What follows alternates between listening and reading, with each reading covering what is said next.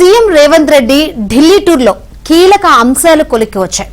TPCC chief ఎన్నికతో పాటు మంత్రివర్గ విస్తరణపై హైకమాండ్తో జరిగిన కసరత్తు పూర్తయింది. పీసీసీ అధ్యక్షుడిగా బీసీ నేత మహేష్ కుమార్ గౌడ్ పేరు ఖరారైనట్టు తెలుస్తోంది. అధికారికంగా ప్రకటించడమే తర్వాయి. అయితే ఢిల్లీ కేంద్రంగా బీజేపీ నేతలు కాంగ్రెస్ నేత రాహుల్ గాంధీని నిలదీసేందుకు ప్రయత్నించారు. బ్లిడ్జ్ పత్రికలోని కథనాలకు సమాధానం చెప్పాలని డిమాండ్ చేశారు. చర్చల అనంతరం పీసీసీ అధ్యక్షుడిగా మహేష్ కుమార్ గౌడ్ పేరు ఖరారు చేసినట్టు తెలిసింది.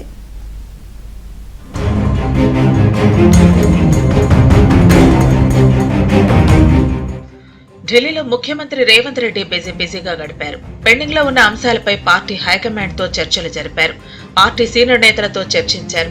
పీసీసీ అధ్యక్షుడి ఎన్నిక, మంత్రివర్గంలో మార్పులు చేర్పులు, పెండింగ్ లో ఉన్న నామినేటెడ్ పోస్టుల భర్తీపై పార్టీ అగ్రనేతలతో చర్చలు జరిపారు. చర్చల అనంతరం పీసీసీ అధ్యక్షుడిగా మహేష్ కుమార్ గౌడ్ పేరును ఖరారు చేసినట్లు తెలిసింది. సుమారు గంటకు పైగా జరిగిన ఈ సమావేశంలో పీసీసీపై ఫుల్ క్లారిటీ వచ్చినట్లు సమాచారం. అధిష్టానం బీసీ నేతపైనే మొగ్గు చూపినట్లు తెలిసింది. అయితే అధికారికంగా ప్రకటించడమే ఆలస్యం.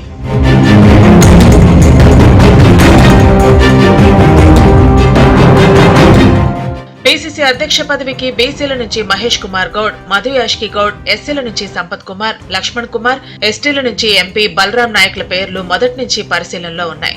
ఎస్సీలకు అవకాశం ఇవ్వాలనుకుంటే వర్గీకరణ తీర్పు నేపథ్యంలో లక్ష్మణ్ కుమార్ కు, ఎస్టీలకు ఇవ్వాలనుకుంటే బలరాం నాయక్ కు, బీసీలకైతే మహేష్ కుమార్ గౌడ్ కు ఎక్కువ అవకాశం ఉందని భావించారు. సామాజిక సమీకరణాలను పరిగణలోకి తీసుకుని మంత్రివర్గం, PCC chief, deputy speaker, chief whip ఇలా అన్ని పదవులపై చర్చించినట్లు తెలిసింది. పీసీసీ అధ్యక్షుడి ఎన్నికతో పాటు మంత్రివర్గ విస్తరణ, నామినేటెడ్ పదవుల పంపకంపై అధిష్టానం ఓ నిర్ణయానికి వచ్చినట్లు తెలుస్తోంది. అధిష్టానంతో చర్చల అనంతరం రేవంత్ రెడ్డి కేంద్ర మంత్రులను కలిసి వినతులను సమర్పించారు.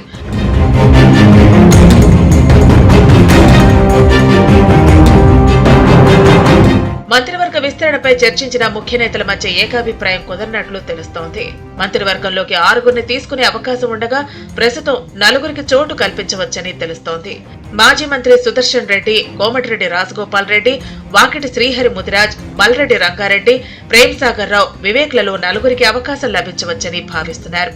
మరోవైపు BJP MP Raghunandan, MLA Palvai హరీష్లు ఢిల్లీలో సోనియా, రాహుల్ గాంధీ నివాసానికి వెళ్లారు. బ్లిడ్జ్ పత్రికలో వచ్చిన కథనాలకు సమాధానం చెప్పాలన్నారు. రాహుల్ గాంధీ మీటింగ్ లో ఉండటంతో బ్లిడ్జ్ పత్రిక ప్రతులను రాహుల్ గాంధీ కార్యాలయంలో ఇచ్చారు. బ్లిడ్జ్ పత్రికలో వచ్చిన రిపోర్టుపై సోనియా, రాహుల్ ఏం చర్య తీసుకుంటారో చెప్పాలని డిమాండ్ చేశారు. నేను హైదరాబాద్ లో తెలుగు మీడియా మిత్రులందరికీ చెప్పినట్టు బ్లిడ్జ్ దినపత్రికలో వచ్చినటువంటి దీనికి సంబంధించి ఈ రోజు రాహుల్ గాంధీ గారిని కలిసి వారికి ఇవ్వడానికి రావడం జరిగింది. బట్ వారు వేరే మీటింగ్లో ఉన్నారని రిసెప్షన్ లోపల దీన్ని తీసుకోవడం జరిగింది. ఈ కంప్లైంట్ మీద, బ్లిడ్జ్ పత్రికలో వచ్చినటువంటి వార్త మీద ఏం చర్య తీసుకుంటారో శ్రీమతి సోనియా గాంధీ గారి నివాసంలోనే రాహుల్ గాంధీ గారు ఉంటున్నారు కాబట్టి ఇక్కడే కంప్లైంట్ ఇవ్వడం జరిగింది. We expect a positive report and positive analysis from the Congress party and as well as the AICC. Raghunandan Rao నిన్న హైదరాబాద్లో జరిగిన ప్రెస్ మీట్లో చెప్పినట్టు ఈరోజు వచ్చి రాహుల్ గాంధీ గారికి బ్లిడ్జ్ పత్రికను అందజేయడం జరిగింది. దీని మీద వారు తీసుకునేటువంటి చర్య కోసం అని చెప్పి మేము ఎదురు చూస్తూ ఉన్నాం. లోపలికి వెళ్ళి రిసెప్షన్లో ఇచ్చి వారికి అక్కడ మెటల్ డిటెక్టర్స్ ద్వారా సెక్యూరిటీ చెక్ చేయించి అన్నీ అయిన తర్వాత కవర్ లోపల రిసెప్షన్లో ఇచ్చి రావడం జరిగింది. మొత్తం మీద ఢిల్లీ కేంద్రంగా కాంగ్రెస్, బీజేపీ నేతలు పర్యటనలు ఆసక్తికరంగా మారాయి. ఒకరు అధిష్టానంతో చర్చలు జరిపితే మరొకరు రాజధాని కేంద్రంగా కాంగ్రెస్ నేతలను నిలదీసేందుకు ప్రయత్నించారు.